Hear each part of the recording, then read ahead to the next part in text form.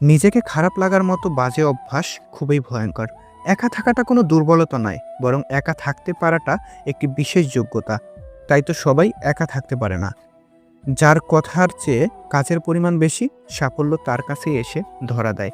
কারণ যে নদী যত গভীর, তার বয়ে যাওয়ার শব্দ ততই কম। কোনো কিছু পাওয়ার জন্য জোর জবরদস্তি করো না।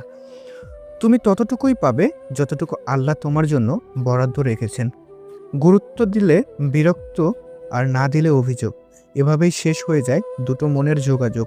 মানুষ প্রশংসা করে লোভে, সমালোচনা করে অহংকারে, আর সম্পর্ক করে স্বার্থে।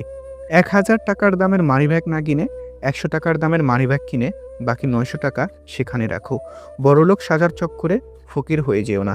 জ্ঞানীরা আগে চিন্তা করে পরে কথা বলে, আর নির্বোধরা আগে কথা বলে পরে চিন্তা করে।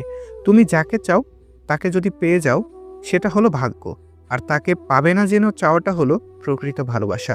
দায়িত্ব খুব বড় জিনিস, যা সবাই নিতে পারে না।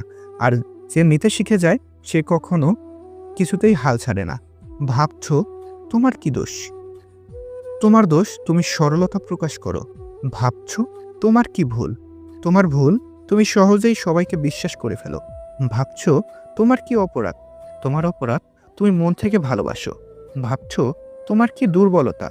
তোমার দুর্বলতা তুমি আঘাত পাওয়ার পরও সম্মান করো। হ্যাঁ, এটাই তুমি। তাই তো দিন শেষে সব কথা তোমার শুনতে হয়। মেয়েদের জীবন বড়ই অদ্ভুত। মেনে নিতে নিতে আর মানিয়ে চলতে চলতে জীবন শেষ। সবার জীবনেই এমন কিছু মানুষ থাকে, যাদের সঙ্গে খারাপ ব্যবহার করবে না, যাদের কোনো ক্ষতি করবে না, এমনকি তাদের কোনো ভালো মন্দতেও থাকবে না। তবুও এরা শত্রুর মতো আচরণ করবে। ব্যস্ত হয়ে যাও, দেখবে মন খারাপ লাগার সময়ও পাবে না। শেক্সপিয়ার বলেছিলেন, আমার জুতা ছিল না বলে আমি কেঁদেছিলাম, কিন্তু আমি যখন দেখলাম একজনের দুটো পাই নেই, তখন বুঝলাম আমি কতটা ভাগ্যবান।